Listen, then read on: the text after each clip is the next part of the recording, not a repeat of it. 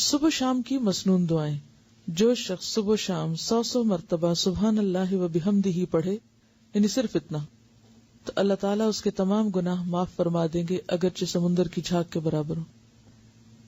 اس کی عادت کیسے ڈال سکتے ہیں آپ؟ کیونکہ مصروف ہے نا سب، تو اتنا وقت تو نہیں ہوگا کہ جا نماز پہ بیٹھ کے 100 دفعہ پڑھ کے پھر اٹھے. کوئی ایک خاص کام جو آپ کو روز کرنا ہے، تو اس خاص کام کے ساتھ آپ ایک خاص ذکر جو ہے وہ اپنا باندھ لیں. ایک تو ہے نا کہ ہر وقت کوئی بھی ذکر آپ کریں، لیکن یہ جو مخصوص اذکار بتائے گئے مخصوص اوقات میں کرنے کے، تو ان کا فائدہ جب ہی ہوتا ہے جب ہم ان کو اوقات کی پابندی کے ساتھ کرتے ہیں. اور اصل میں اس کے پیچھے حکمت بھی یہی ہے وقت بتانے کی، کہ پھر انسان اس میں مس نہیں کرتا. صبح ہوئی، اللہ کی یاد آئی، اور سنت کے مطابق جو آپ صلی اللہ علیہ وسلم نے بتایا وہ ذکر کرنا. ویسے تو آپ کوئی بھی کر سکتے ہیں، ہر ذکر میں فائدہ ہے، لیکن آپ کے نقش قدم پہ چلنا، جہاں آپ نے قدم رکھا وہیں پیچھے رکھنا، اس کا لطف ہی کچھ اور ہے. ٹھیک ہے نا، یعنی اس میں تھوڑا فرق ہو جاتا ہے. پھر چلیے، آپ صلی اللہ علیہ وسلم نے فرمایا صبح و شام 3 مرتبہ یہ دعا پڑھنے والا دن اور رات کی تکلیفوں اور نقصان سے محفوظ رہتا ہے. بسم اللہ الذی لا یضر مع اسمہ شیء فی الارض ولا فی السماء وہو السمیع العلیم. صبح و شام اس اللہ تعالی کا نام لیتا ہوں جس کے نام کی وجہ سے زمین و آسمان کی کوئی چیز نقصان نہیں پہنچا سکتی، اور وہ سننے اور جاننے والا ہے. آپ صلی اللہ علیہ وسلم اس دعا کو بھی روزانہ صبح و شام 3 مرتبہ پڑھتے تھے. اللہم عافنی فی بدنی، اللہم عافنی فی سمعی، اللہم عافنی فی بصری، لا الہ الا انت. اس دعا کو آپ صبح اور شام کے مثلا سنت کے بعد یا فرض کے بعد اگر مقرر کر لیں تو انشاءاللہ تعالی پھر بھولیں گے نہیں. اے اللہ میرے بدن میں عافیت عطا فرما، اے اللہ میری سماعت میں عافیت عطا فرما، یعنی میرے کان ٹھیک رکھ. اے اللہ میری بینائی میں عافیت عطا فرما.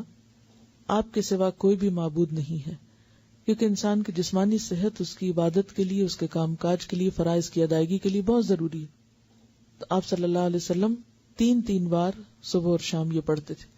اب ویسے تو آپ ایک بار بھی پڑھ سکتے ہیں، لیکن اصل سنت کیا ہے؟ پھر 3 بار پڑھنا. آپ صلی اللہ علیہ وسلم نے فرمایا کہ جو شخص سورہ اخلاص، سورہ فلق اور سورۃ الناس صبح شام 3 بار پڑھے گا تو وہ ہر قسم کی آفت سے محفوظ رہے گا. ترمذی کی روایت ہے. آپ صلی اللہ علیہ وسلم نے سیدہ فاطمہ رضی اللہ تعالی عنہا کو ہر صبح شام یہ دعا مانگنے کا حکم دیا تھا، یعنی آپ نے اپنی بیٹی کو یہ دعا سکھائی تھی. یا حی یا قیوم برحمتک استغیث فاصلح لی شأنی کلہ ولا تکلنی الی نفسی طرفۃ عین. اے ہمیشہ زندہ اور قائم رہنے والے، آپ ہی کی رحمت کا واسطہ دے کر فریاد کرتا ہوں کہ میرے سب کاموں کو درست کر دیں اور مجھے میرے نفس کی طرف پلک جھپکنے کی دیر کے لیے بھی حوالے نہ کریں. اس کا کیا مطلب ہے؟ مجھے میرے نفس کے حوالے ایک پلک جھپکنے کی دیر بھی نہ کریں. کیوں؟ مجھے مسلسل اپنی حفاظت میں رکھیں، میں بھٹکنے نہ پاؤں. ومن یکفر بالطاغوت، تو طاغوت میں سب سے پہلے خود اپنا نفس آتا ہے. ان النفس لامارۃ بالسوء. اور اگر انسان اپنے نفس کی باتیں ماننے لگ جاتا ہے تو کبھی بھی پھر وہ اللہ کی بات نہیں ماننے دیتا. تو انسان نفس کے حوالے ہوا نہیں اور پھسلا نہیں اور گیا نہیں. ٹھیک ہے، تو اس لیے یہ دعا بھی بہت اہم ہے اور بہت ضروری ہے. تو نفس کے حوالے ہونے کا مطلب کیا ہے؟ برائی کی طرف جانا. اور اس میں آپ دیکھیے کہ آپ سارا دن عہد کریں گے میں نے یہ نہیں کرنا، ایسا نہیں بولنا، ایسا نہیں کرنا، اور لمحے بھر کے لیے کیا ہوتا ہے؟ منہ سے بات نکل جاتی، آپ ایک دم غصے میں آ جاتے ہیں، آپ ایک دم وہ کہہ آتے ہیں جو سویر سے وعدہ کر رہے تھے شام تک کہ اب آج سے میں نے یہ جملہ نہیں بولنا یا یہ کام نہیں کرنا. وہ لمحے بھر کے لیے آپ نفس کے حوالے ہوئے اور گئے.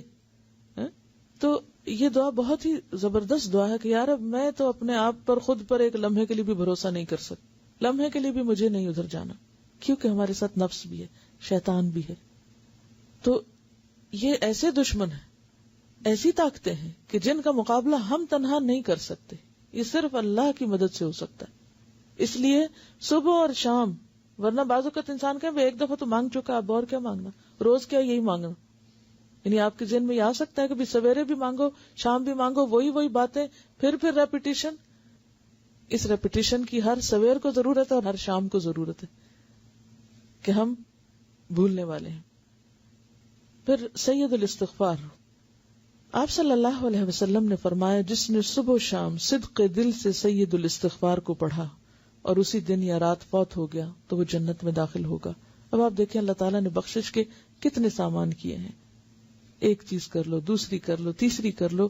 یعنی یہی اس کی رحمت ہے کہ اس نے چھوڑا نہیں بھٹکنے کے لیے، یا اللہ بندوں پہ ظلم نہیں کرتا. لیکن اگر بندے خود ہی غفلت کے شکار رہیں اور کسی بھی چیز سے فائدہ نہ اٹھائیں تو پھر جبر نہیں کرتا اللہ تعالیٰ.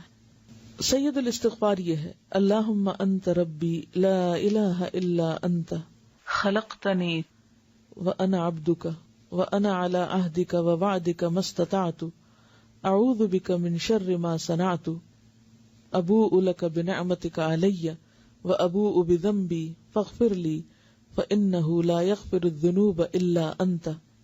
اے اللہ، آپ ہی میرے رب ہیں، آپ کے سوا کوئی عبادت کے لائق نہیں. آپ نے مجھ کو پیدا کیا ہے اور میں آپ کا بندہ ہوں، اور میں اپنی طاقت کے مطابق آپ سے کیے ہوئے عہد اور وعدے پہ قائم ہوں. میں اپنے برے اعمال کے وبال سے آپ کی پناہ چاہتا ہوں. میں آپ کی نعمتوں کا اقرار کرتا ہوں، یعنی جو بھی آپ نے نعمتیں مجھ پر کی ہیں ان سب کا اعتراف کرتا ہوں، اور اپنے گناہوں کا بھی اعتراف کرتا ہوں. یعنی ایک طرف تو نے مجھے اتنا کچھ دیا اور دوسری طرف میرے گناہوں کے ڈھیر ہیں. آپ میرے گناہوں کو معاف فرما دیجئے، کیونکہ آپ کے سوا کوئی بھی گناہوں کو معاف نہیں کر سکتا. یعنی کسی انسان، کسی جن، کسی فرشتے کے اختیار میں نہیں کہ وہ بندے کے قصور معاف کر سکے. اصل معافی اللہ ہی کی طرف سے ہے.